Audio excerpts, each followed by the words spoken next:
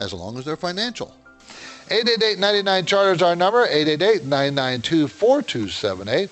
Hi, Steve and Justin. This is Kevin calling from La Crescenta. Happy holidays to both of you. I'm calling because I have a question about fully paid lending. I have my retirement account with Fidelity, and I received an email asking if I was interested or enrolling in their fully paid lending program. Trying to see what the cons are of doing this. I understand it can also be done in a non-retirement account, but then your dividends are no longer qualified dividends and turn into ordinary income. So I don't want to do that, but I was looking into doing it with my retirement account and seeing what you guys thought about enrolling in this program, just to get a little extra yield on my holdings. If you could just share your thoughts on it. I'm not worried about Fidelity going out of business or going bankrupt, so are there any other cons with participating? Look forward to hearing your answer on the show. Thank you as always.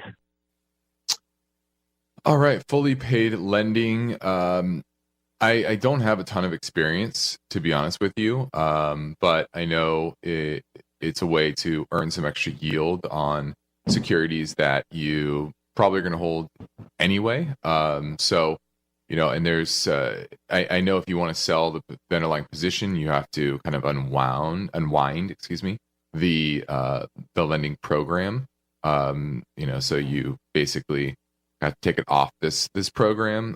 Every institution's a bit different in their terms and how it works. So you definitely want to understand, how each broker deals with it. You do waive your voting rights, which most people don't really care about. So it is something that I think if you're going to hold the position, you're going to hold it for a long period of time. I don't see much downside to it, except for, like you said, there are some tax implications that you have to be aware of. Thanks for the call. Hi, Steve and Justin. This is Bryce calling from South Carolina. I was just looking at a portion of my portfolio targeting dividends and cash flow. I was wondering if you could look at Global Net Lease, GNL.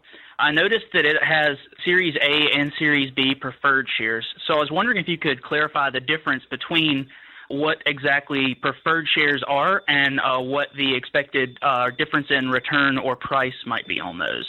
Thank you so much. I look forward to hearing from you on the show.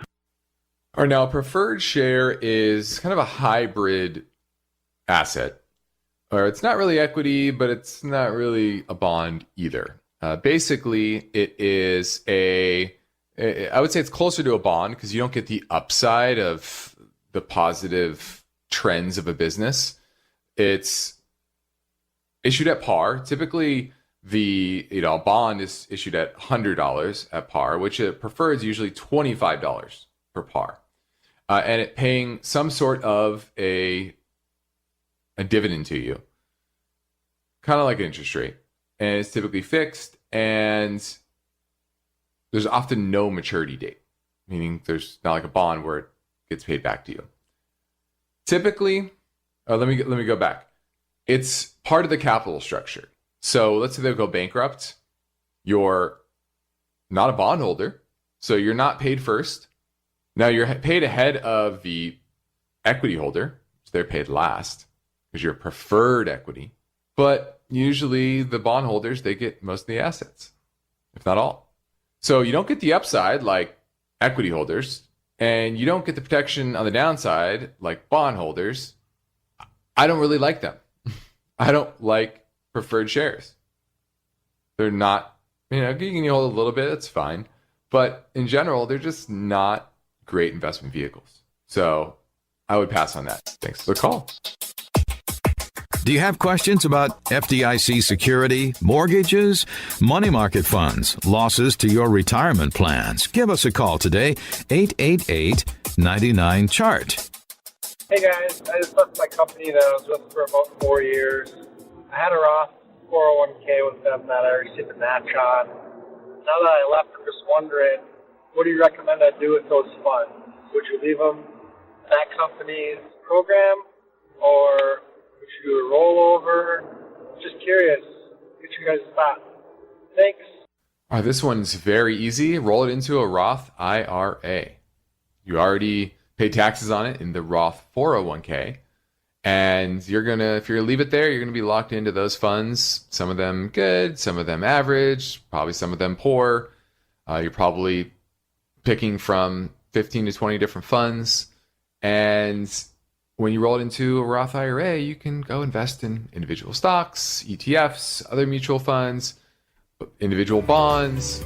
When listener questions are played on the InvestTalk podcast, how do you guys determine a value stock? The caller voices are amplified many thousands of times. Just wanted to get your opinion on JP Morgan and BAC. How do you see this looking forward? I'm 25 years old and have a question about retirement funds.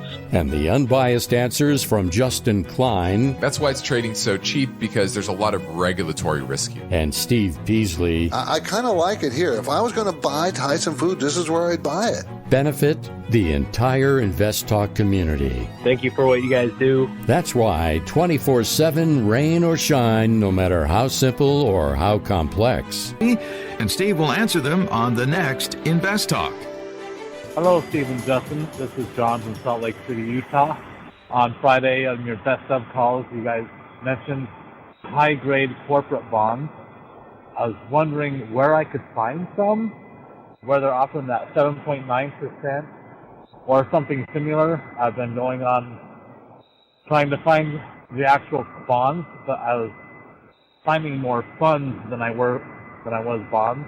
If you could give us a few suggestions on where to get or which ones are good high-grade corporate bonds, I'd appreciate it. Look forward to hearing your answer. Thanks.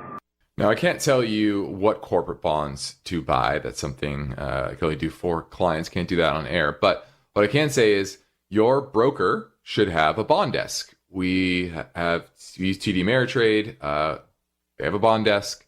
Schwab has a bond desk. Fidelity has a bond desk. All the big brokers have a bond desk that you can go and buy bonds directly through.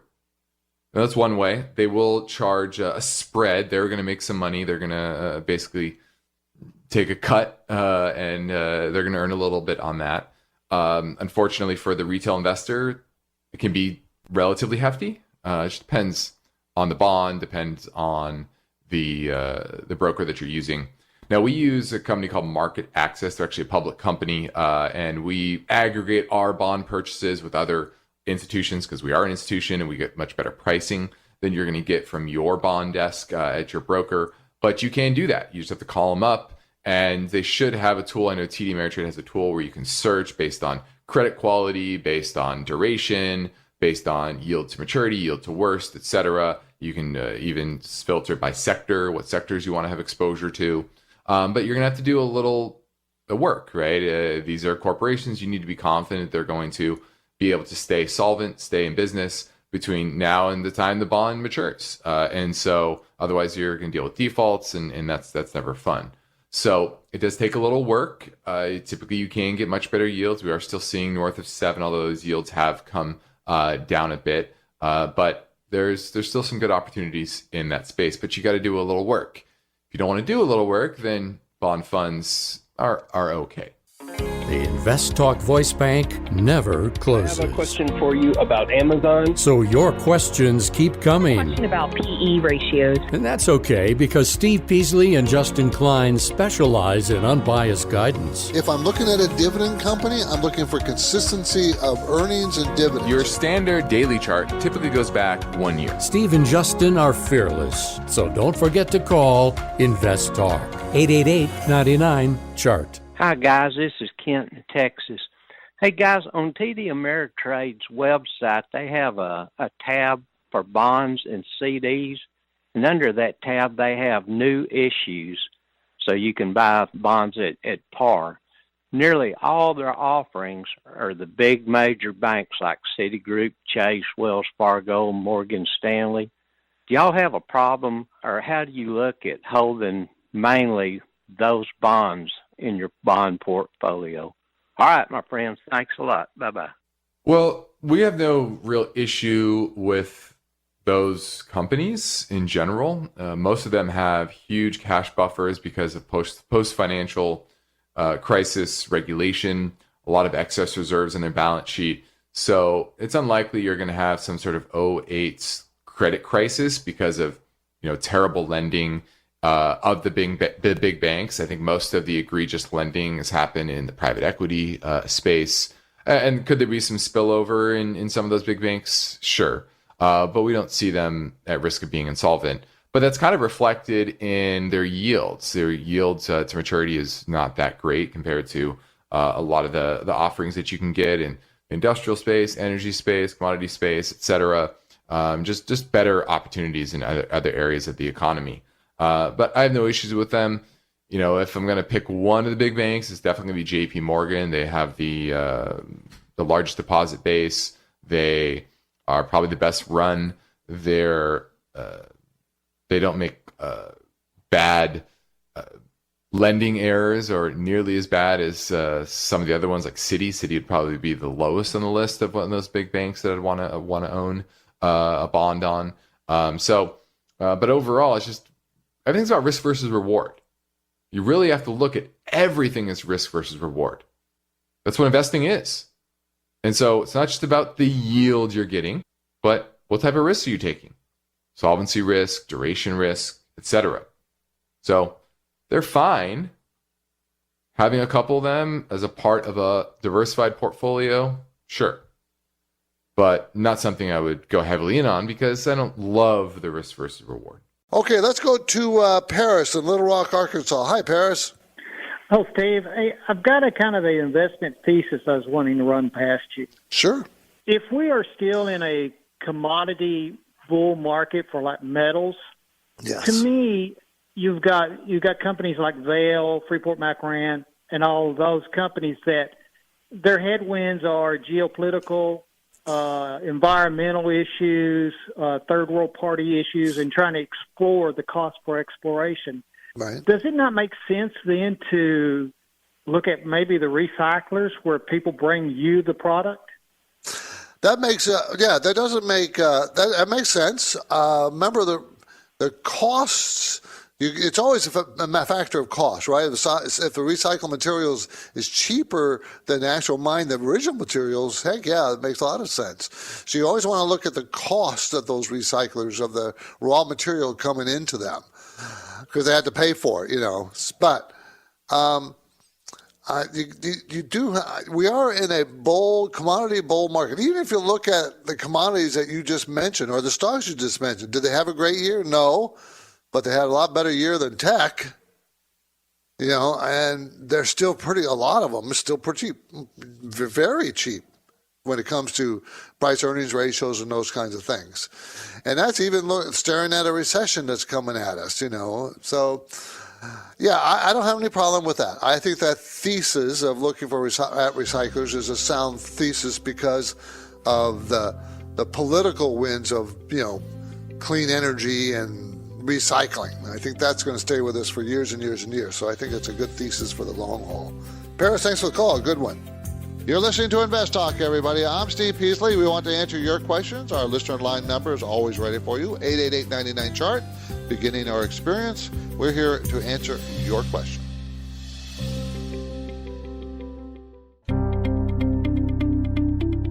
You're listening to an encore presentation of InvestTalk. Please call with your questions and comments, though, 888-99-CHART, 888-99-CHART, and Steve will answer them on the next InvestTalk. Hi, Steve and Justin. I have a question about buying stocks. I was wondering if I bought a stock, but then do you have to wait until after the settlement date to sell the stock? So that was my question, and I will be listening for the answer on your show. Thank you. Oh, that's why there's day traders. You can buy a stock 1 minute and sell it the next. Most brokers allow you to do that. So should be no reason to wait for the settlement date. Thanks for the call. We're going to go to Paul now. Hi, Paul. Yes, I have a question about Social Security and taxes. Is Social Security taxed when I start collecting it? Because I will be collecting it soon. That's why I'm asking you. Yeah, it is. It's income. Isn't that great? The government says Social Security benefits are income. So it's income to you. You have to add it to the other income you might have for that year, and you pay taxes on it, pay income tax on it. Okay? So if you're in a lower enough bracket, of course, you don't have to pay income tax on it, but it's just like any other income. Yeah, you got to pay taxes on Social Security. And what level of my income would I start paying it? What would be the... See, I'm not sure. I'm not an accountant. I just know it is taxed. And I don't think there's any Social Security tax on your Social Security benefits, but it is taxed. I don't know. I don't know at what level. I'm not an accountant. Paul, thanks for the call. Appreciate it. This is InvestTalk, made possible by KPP Financial, where they describe their services as independent thinking, shared success. And this philosophy is why KPP Financial can be of great value to investors. KPP principals Steve Peasley and Justin Klein are committed to unbiased guidance. They don't upsell clients into expensive and questionable investments. Instead, Steve and Justin provide honest opinions and proven strategies based on the individual's current portfolio and risk tolerance. Working with KPP Financial, you can be assured of consistent dedication toward the goal of helping you achieve financial freedom. You can get things started with a phone call or a simple message through investtalk.com. The InvestTalk radio and podcast continues now. The phone lines are open. Call with your questions. 888-99-CHART. Yeah, hi, Justin and Steve. This is James from New Jersey. Longtime listener. Thanks for everything you guys do. I'm interested in moving my 403B over to a Roth IRA. I know that you guys have talked about this before, but can you just explain that process once again? And then if my wife and I file jointly, would I be then able to open up two Roth IRAs, one for me and one for her, if we still fall under that annual income? Again, thank you so much, and I look forward to hearing your response on the next podcast. Bye. Well, I'll start off with the 403B, and that's pretty simple. 403B, 401k, workplace retirement account, etc. You can roll that into a Roth IRA if you hadn't paid tax on it, if it wasn't a Roth 401k or a Roth 403B before. All of that would be taxable to you in that given year. So you want to be cognizant of the tax consequences there. The simplest thing would be roll it into an IRA. We do this all the time for new clients come aboard, open up an IRA, give them instructions on how to basically have their 401k, 403b provider send a check to, in our instance, TD Ameritrade, whatever broker that you're going to open up the IRA or Roth IRA with. Make a check payable to them for benefit of your name, and then it deposits into that IRA. I always say it's best to just start off with an IRA. You can always convert it to a Roth IRA, part of it or all of it in the future. So that's probably the best way to go. So you can manage the tax implications of getting into a Roth IRA, but your thought process of eventually getting into a Roth IRA at a low tax rate is a smart way of thinking, something you should be planning for. Now, when it comes to your wife filing jointly, it doesn't matter how you guys are filing. Anybody can open up a Roth IRA or an IRA, either one or both. It's not about opening. It's about the contributions. And there are limits, deductibility limits on traditional IRA contributions. There are income limits for Roth IRA contributions. These are all things you should talk to your accountant about because they're going to have intimate knowledge of your income and the tax code, etc. So opening them, fine. Contributions, that's a consultation with your tax advisor. Yeah. Let's go to Thane in Antioch. Hi, Thane. How you doing? Good. I had a general question for you. Sure. My mom has entrusted me with $50,000. Her net worth is probably about $200,000. Okay. But she wants me to do some conservative, so I was thinking some dividend-paying stocks, and, she wouldn't mind if that 50 dropped to 45 or something, but if it dropped much more, she'd probably start getting a little bit nervous on me. Okay. Conservative. You really shouldn't use the word conservative and individual stocks in the same sentence. Okay. Now, there are less risky stocks than risky stocks. I will give you that. But the word conservative probably is a wrong term. Let's talk about what would be good for your mom. I would suggest large dividend-paying stocks, like you have just suggested. Stocks that we know do not go down too much, don't go too up too much, they're kind of staying the same. If you do me a favor, make sure you get about 10 or 15 different stocks. Okay. Of this nature. Or is that against the rules? Yeah, you know that 3% rule. Thane, if you give me a call in the office tomorrow, I'll be happy to give you some names. Mm-hmm. I don't mind helping people where I can help them. But I can't give names out over the air and just do these. It just, if you ask me a question about a stock, I'll be happy to answer it. You can call right now and be part of the program. Let's hear about what your talking point is. 888-99-CHART, 888-992-4278, and you can get through right now. This message is sponsored by Greenlight, the debit card and money app made for families. If you are a parent, have you noticed that as you are online, you may often see ads for various parenting hacks? In other words, quick solutions to tricky problems. Some hacks may be good ideas, others maybe not. Well, if you are committed to raising children that are made smarter and stronger by learning about financial responsibility, I encourage you to check out Greenlight. You see, as a debit card and money app made for families, Greenlight gives kids and teens an easy and fun way to gain financial literacy while providing peace of mind for parents. With Greenlight, you can send instant money transfers, automate your kids' allowance, and keep an eye on their spending with real-time notifications. Meanwhile, your kids can begin their journey towards financial autonomy by learning how to save, invest, and spend wisely. The Greenlight app includes a chores feature, so you can set up recurring or one-time tasks that are customized to your family's needs, and then reward your young ones for a job well done. Since 2017, Greenlight has helped more than 6 million parents and kids manage their finances. In fact, with Greenlight tools, families can even learn to invest together. Sign up today for Greenlight, the debit card and money app made for families, and get your first month free when you go to greenlight.com/investtalk.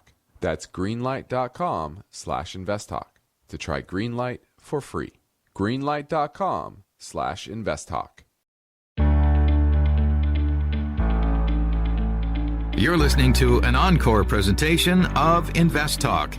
Please call with your questions and comments, though, 888-99-CHART, 888-99-CHART, and Steve will answer them on the next InvestTalk. We're going to go to Gene in North Carolina and want to talk about buying bonds. Hi, Gene. Hey, Steve. Thank you for taking my call. Thank you. It's really a follow-up question to something Justin spoke about, I think, last week. He spoke about how your firm buys individual bonds for your client by aggregating maybe the buys and sells as institutional investors through market access, something like that. I mean, that is correct. Wrong. Yeah, we don't buy one bond at a time for each client. We'll buy $5 million worth of bond and as we then split it up between all our clients. And by doing so, you're able to get much better pricing on buys and sells than individuals, or even better opportunity on what you can buy and sell. Is that correct? That is correct, because when you're buying $5 million, you get brokers calling you up trying to sell you that much at a time. Instead of you buying, I'm gonna buy 20,000. Well, many times you get what's left over. You, the individual. I have some. And some, they're not all bad. I'm not saying that, but you don't get the choices. You just don't. It's not big enough. And because the more volume of the principal you have to invest in bonds, buy or sell, is that the reason why that I saw on your model portfolios, the most conservative portfolio, the initial investment amount is a lot more than the others? Is that because there's more likely you want to have the opportunity to invest in individual bonds in the most conservative portfolio? Well, yes, because the bigger the aggregate, the bigger the aggregate we can buy, the better, more power we have, more influence we have of, getting a better bond. And we're talking not huge percentages, but enough to make a difference. As far as we'll get an extra, 3 or 4 basis points, You multiply it times 20, 30 different bonds in a portfolio, and it kind of adds up. So that's why we do it. Appreciate the call. Good call, Gene. Thank you very much.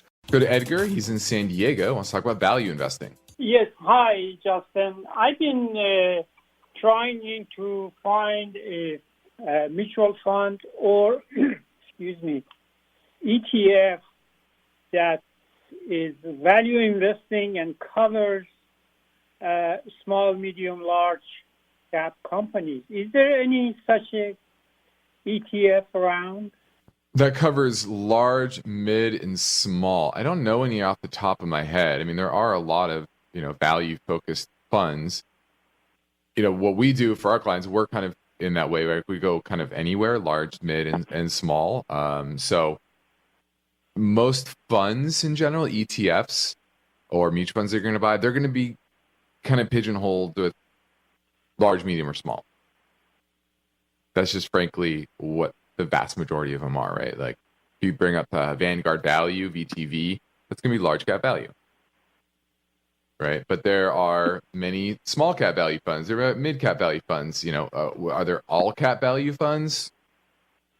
I'm sure there are, but I don't know any off the top of my head, to be honest with you, or any that are any good. That's for sure.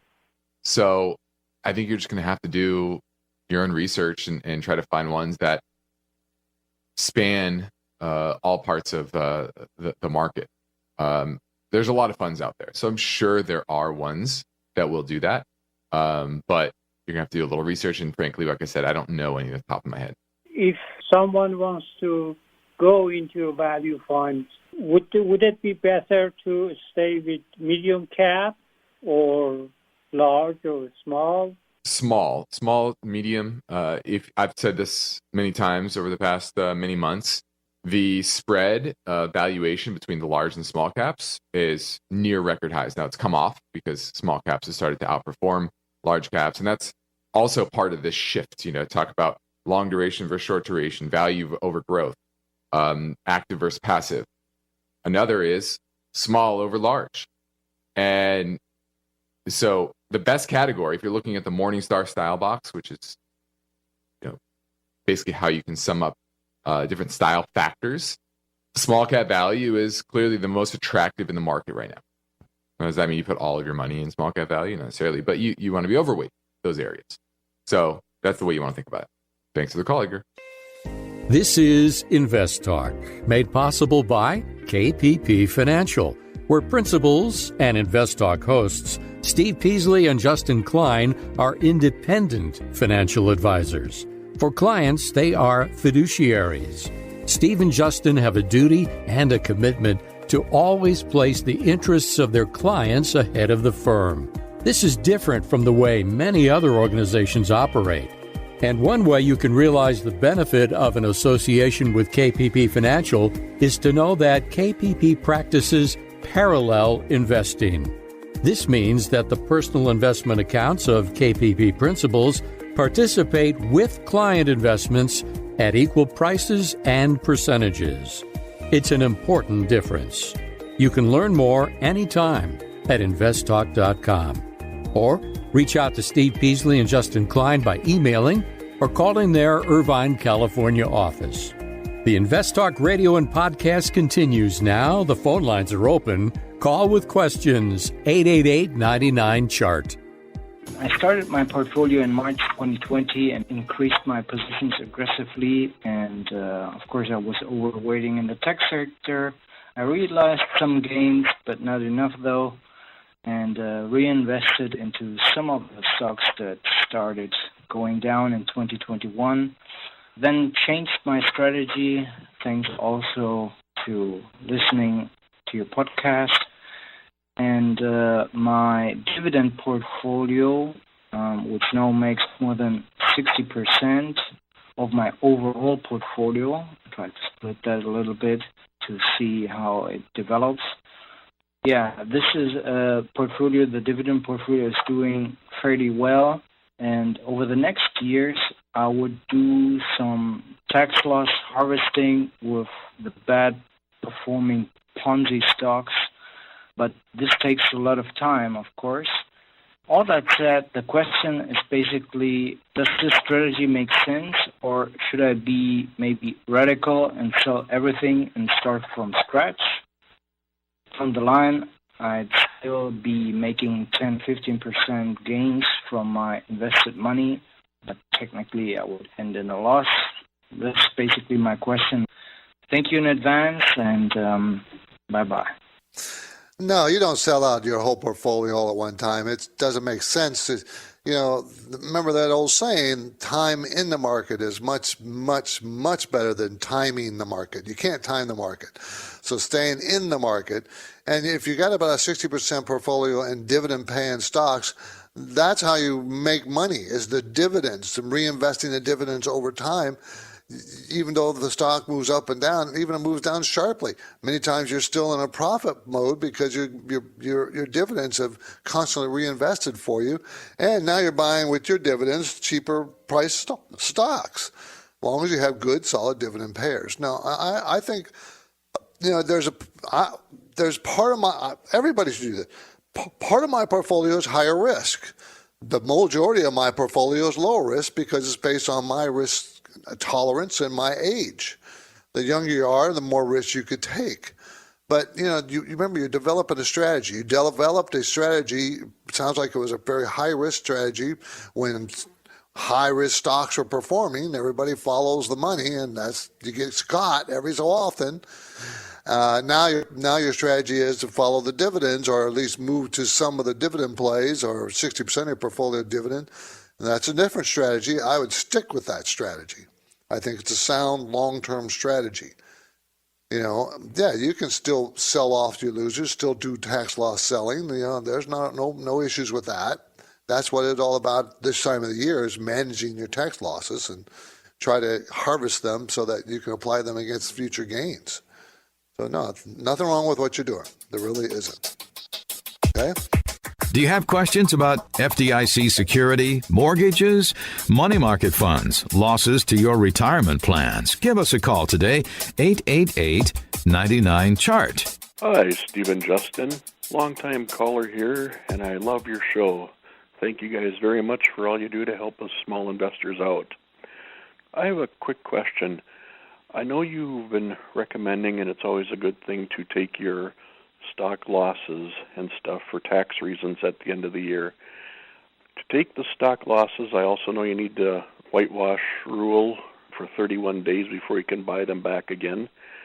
How big of a loss do you need to have in a stock before you should take it? If you only have a stock loss and it's 400, 500, 600, is it worth doing that and then buying the stock back again? Or should you only do this if you have a loss of 2,000, 3,000, 4,000 or more? Is there a set amount that's kind of recommended? And then again, is this just for long-term holding stocks of 1 year or longer? Or should you even do this for short-term held stocks, maybe like for 4, 5, 6, 7 months or so? Just wondering more specific details on this sale rule to capture your losses for taxes. Thank you guys for your help. Look forward to hearing your answers on your podcast. Well, it doesn't matter whether it's long or short. And the size is all relative. $400 to one person might be small, and it might be large to another. And it's all relative to what gains you have on the books so far that you've taken for the year, and how much tax you're willing to pay. Some people don't want to pay any tax. They want to try to offset all of their gains, and they're willing to wait 31 days to buy the positions back. Now, there's the risk that 31 days later, maybe the stock's up dramatically, and that wipes out any savings in taxes that you might have. If you're in a high tax bracket, that's probably pretty low. It'd have to really rally for that to happen. But then also, do you want to sell even more and get a net loss, and you can write off up to $3,000 a year on your taxes if you have more, you have complete net losses. So it's really up to you. The way I think about it more is, are you on the fence of holding this name or not? You're potentially going to sell it next year anyway. If you are, then maybe you just take it now instead of in the new year. So the size just like anything, is relative. Like people say, I have $5,000 invested in this company. Okay, is that all of your invested money? And therefore, it's 100% of your allocation of your portfolio? Or do you have $1 million and $5,000? It's a very small percentage. Everything is relative. It's relative to what you want to pay in taxes and what your tax rate is. So it's more of a weighing all the different factors, and everyone's situation is a bit different. Let's go to Margaret in San Francisco. How you doing, Margaret? Hi. I wanted to know about ETFs. I heard that they are better than mutual fund except for the mineral one. And I don't know how to critique them or find out the best ones because I'm holding very, very old mutual funds and a lot of stocks that many are stable, but they're not making me any money because I paid so much money back in '99. Okay, the difference between ETFs and mutual funds, this is the basic difference. ETFs usually follows a slice of the market. It could follow the S&P 500, it can follow oil companies, it can follow any kind of slice of the market. But their ETFs market are not managed by a manager like a mutual fund is. They're dumb. They just follow an index. They follow an industry. They don't trade and they just hold it. You have to know when to get in and out of that ETF. That's the main difference between an ETF and a mutual fund.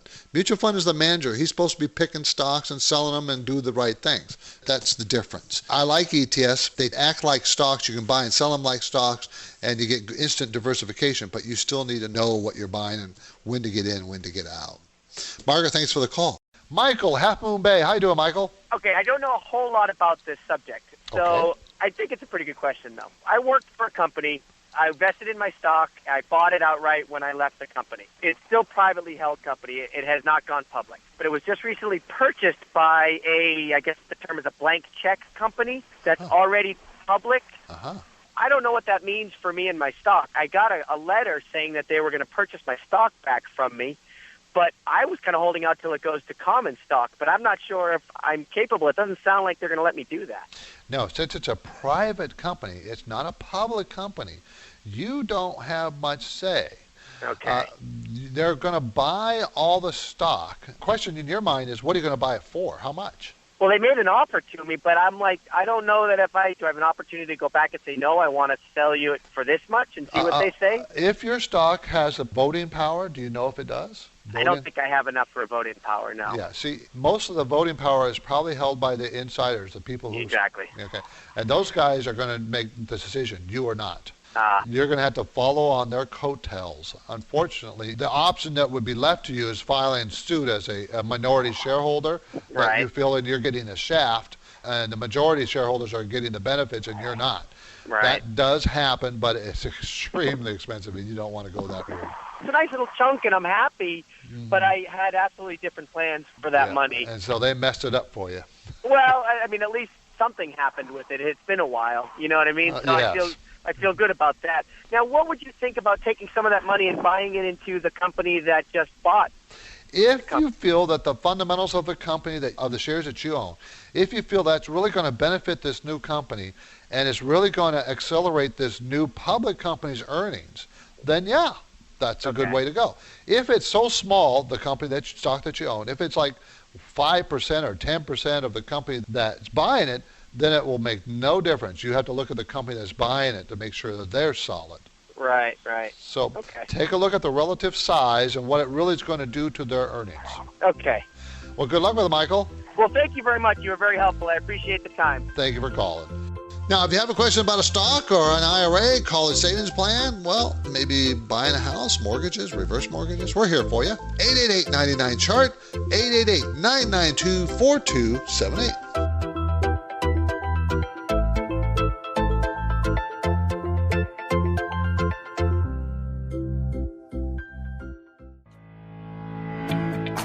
You're listening to an encore presentation of InvestTalk. Please call with your questions and comments, though, 888-99-CHART, 888-99-CHART, and Steve will answer them on the next InvestTalk. Okay, let's keep moving along. Swing back to InvestTalk Voice Bank, 888-99-chart. Hi, Steve and Justin. This is Kevin calling from La Crescenta, California again. I have a question regarding municipal bonds. I'm in California, and I'm in the highest tax bracket. I'm wondering if it's a good strategy to buy municipal bonds that have a high coupon rate, high yield to maturity, say over 5%, and a coupon rate of like 6%, but then buy them over par so that, I get the interest annually and don't pay taxes on it. And then at maturity, I can end up with a loss, a capital gains loss that I can use to deduct against my gains in the year that the bond matures. And these are pretty long dated bonds, or they mature far out in the future. So I'm wondering if you think that's a good strategy for the next 8 to 10 year kind of range. I look forward to hearing your answer on the show. Thanks again for all your help. Well, you failed to mention the best part of them, and they're double tax-free, state and federal tax-free, the interest that you do earn. So that's a good thing about municipal bonds. Make sure the municipality is strong enough. If you have a long-term municipal bond, you want to make sure that they're strong enough. So make sure the ratings are pretty good on the municipalities. There's nothing wrong with that strategy as part of your portfolio. I wouldn't make it my complete portfolio, no. But as part of the portfolio, if you're in the highest tax bracket and you're trying to reduce your tax exposure, this would help doing that by having you have income that you're not having to pay income tax on. But you sounded kind of young, so I think you're still probably in the asset gathering stage of your life. So this shouldn't be the whole thing. This would be more building an income portfolio for people retiring if you're going to use your whole portfolio so you can have a steady income as you live out your later life. So, yeah, there's nothing wrong with it for part of your strategy. I see nothing wrong with that strategy. Okay? Hey, Steve or Justin. Thanks for taking my question. I am curious if switching my asset allocation during the current timing of the market right now would be a big mistake. What I'm talking about is inside my 401k, I currently have a target date fund, and the expense ratios are way higher than some of the funds I can pick on my own that will still diversify me as much as my target date fund. But I'm curious, if I made that switch when the market's in a correction, am I going to lose out, or am I going to make that up on the funds that I would pick being lower cost, if that makes any sense? I love the show and can't wait to hear your answer on the podcast. Thanks again. Okay, target dated funds. Those are the funds that have the date 2025, 2040, 2045, way out there. It could be way out there, or they can be close. And you didn't tell me what year your target dated fund matures. If it's way out there, it's fully in the market and probably holds a bunch of index funds inside it. If it's really close, then it moves, as it gets closer to the retirement date, they buy more and more bonds. So if you wanted to be in the market, your target date should be way out there. And you will lose nothing or gain nothing necessarily by moving from that target date to individual funds, depending on the funds themselves and how they operate, what kind of funds you're going to buy. You won't lose anything or gain anything just by making the switch. So I would prefer that you make a switch. I don't like target dated funds because I don't like the fact that they're kind of invisible what they're doing. And I don't like the fact that they automatically go to more bonds as the date gets closer, because what if it's not a good time to be into bonds? And I don't like bond funds. I like the individual bonds, but I don't like bond funds. So there's reasons I don't like it. Hello, Steve and Justin. This is Jay from Georgia. Quick question for you. You've invested into a stock you've researched. You like how it looks. You have no intention of selling it. It starts to drop. When would be a good time to buy more? I know after 5% drop, it's not advantageous to do that. But is it 10 or 20%? Look forward to listening to the answer. Thank you. To me, it would be at support. So things are going well, it starts dropping, it starts pulling back, which is not atypical, right? Nothing goes straight up or straight down. You get pullbacks, consolidation periods, etc.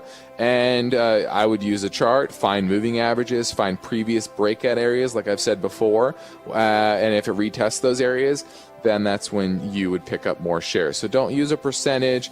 Every stock can be very different. Some stocks might move 3% in one day, and that could be a huge move for that particular stock. Think of, big blue chip businesses. Others, 10% in a day is normal because it's a volatile name. It may be a tech name, it might be a biotech, whatever that is, the volatility may be higher than normal. So I wouldn't use a specific percentage.